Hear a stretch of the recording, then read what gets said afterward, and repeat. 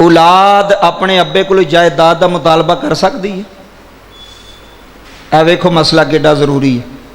क्या बाप जिंदा होवे, अब्बू जिंदा होवे, वालिद जिंदा होवे तो ओदे पुत्र क्या अपने अब्बे नूं जिंदा कह सकते हैं भी अब्बा जमीन साढ़े नाल लवा, या दुकान साढ़े नाल लवा, या मकान का जिहड़ा मेरा हिस्सा है वह मेरे नाल लवा?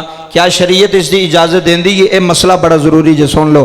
अगर बाप जिंदा होवे तो औलाद का हक नहीं बनता कि उसकी जिंदगी विच विरासत का मुतालबा करे।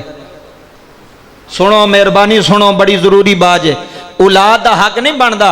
ये नहीं वड्डा पुत्र वखरा हो गया तो आंदा अब्बा मेरा हिस्सा कट। केड़ा तेरा हिस्सा?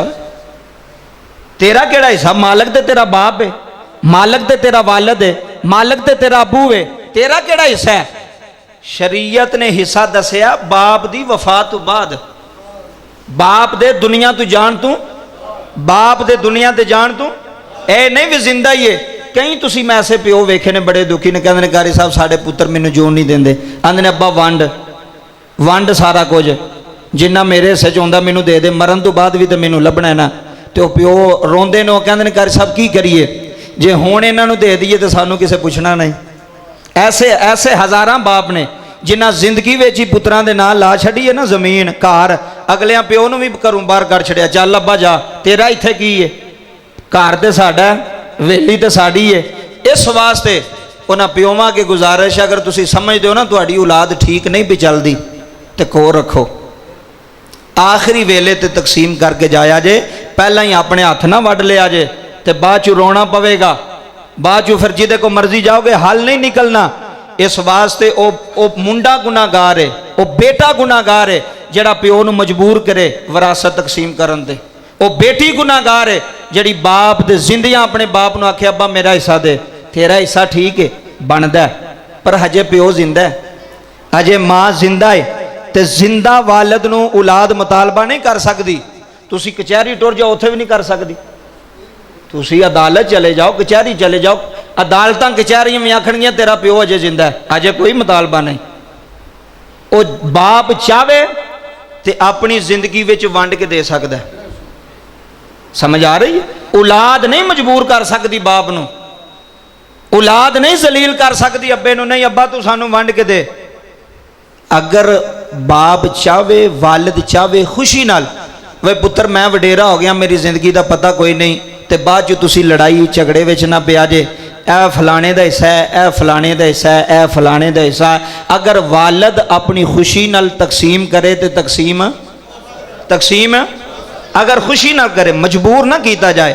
और वालिद वास्ते एक पैगाम है, अगर तू अपनी जिंदगी विच हिस्सा तकसीम करना है ना तो किसी पुत्र ने डंडी ना मारी। नाराज तो नहीं हो गए? पैगाम वड्डा है, पैगाम वड्डा है। और इसलाह, साड़ी सलाह की जरूरत है। इस मिंबर तो इसलाह की जरूरत सी जिथों नहीं हो रही। लोग चस्के लैके टुर जाते हैं, लोगों को पता ही नहीं मसलियां दा, लोगों को इस्लाम का दीन की समझ ही नहीं, शरीयत की समझ ही नहीं। उस वालिद नूं चाहिए कि जिन्ना जिन्ना हिस्सा धीआं दा बनदा है वो धीआं दे नाल लावे, जिन्ना हिस्सा पुत्रां दा बनदा है वो पुत्रां दे नाल लावे। ये नहीं वही ए मेरा वड्डा पुत्र है तो इनू 10 मरले वध दे छड्डां ते ए छोटा तो इनू घट दे छड्डां। मैं हदीस पढ़ लगा जे, नबी पाक दी हदीस। एक सहाबी नबी पाक दे कोल आए, आके अर्ज की हजूर मैं अपने पुत्र नूं खजूरां दा बाग देना चाहना।